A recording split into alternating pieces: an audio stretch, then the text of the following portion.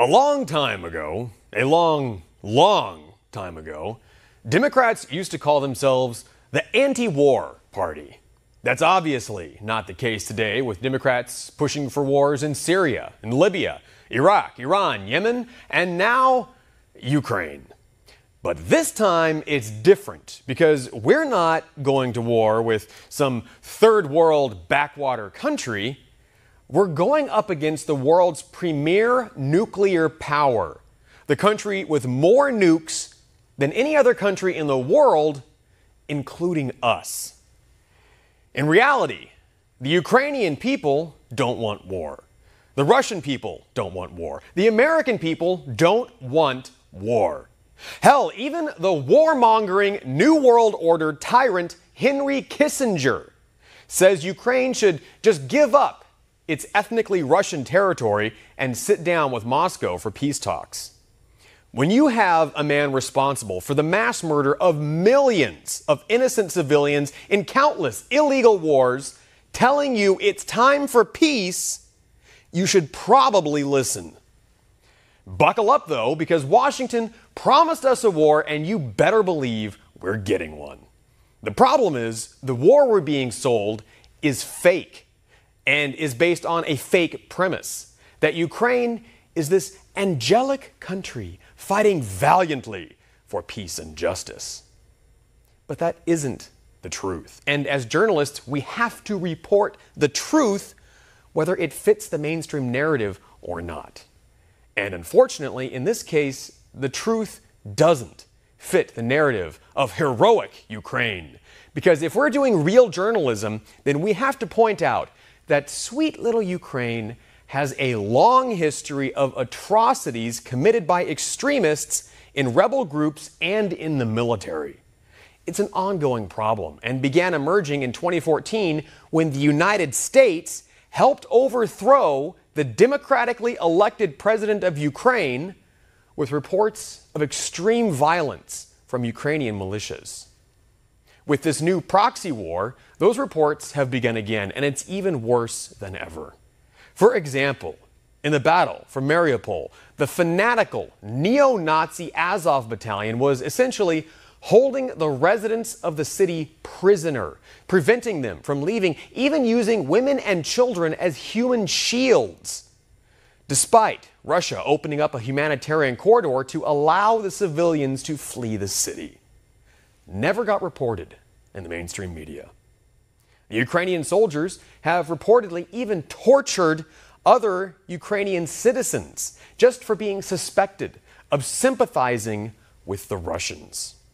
And there are numerous reports of Ukrainian troops torturing Russian prisoners, with video allegedly showing them crucifying and setting Russian soldiers on fire. A former French army soldier, Adrien Bouquet, spent nearly a month on the front lines helping the Ukrainians by delivering medical equipment and supplies. He says he saw many violent war crimes being committed, and all of them were by the Ukrainians, none of them by the professional Russian soldiers. And this brutality isn't limited to soldiers in the field either. Even Ukrainian doctors are going on national TV and calling for the castration of Russian soldiers, explaining that Russians aren't actually human. They're cockroaches. I gave my doctors an order.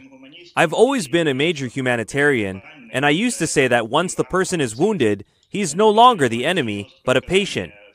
But now there's a very tough order. All men will be castrated, because these are cockroaches, not humans. Sounds a lot like what the Nazis said about certain groups of people. But hey, the fascist Biden regime is all about supporting Nazis. Why else would they be sending weapons of war to actual Nazis, waving actual Nazi flags with Nazi tattoos, and torturing civilians and prisoners of war? It's barbaric. But these monsters get a free pass because Democrats who support the current thing want to take Russia out, no matter who gets hurt or why. In another gruesome example, Bouquet says that the Ukrainian soldiers rounded up Russian prisoners and tied them up in a barn so they could beat them, shooting them in the kneecaps and executing the Russian officers by shooting them in the head. Boquet says the Ukrainian soldiers he worked with often laughed about skinning Jews and blacks alive if they had the chance. These are reports from the conflict. If you deny them because you don't like them, you are changing reality to fit your beliefs. Democrats want to talk about fighting white supremacists and Nazis in America, but then bend over backwards to support actual real-life Nazis in Ukraine. And actually, here in America too, an unsealed FBI indictment against 4 Americans accused of being white supremacists shows they had trained with Ukraine's Azov battalion. The official indictment says that the Azov battalion is believed to have trained and radicalized American white supremacy organizations. So we have Ukrainian Nazis training Nazis in America and funded by the Democrats and Republicans, if we're being honest. Thanks, Mitch. And in case you think Azov battalion is just some fringe movement with no authority, think again. Azov has been formally incorporated into Ukraine's military. These Nazis are officially part of Ukraine's army. And now they're working and training with NATO and just got a nice fat paycheck for $40 billion from the criminals in Washington.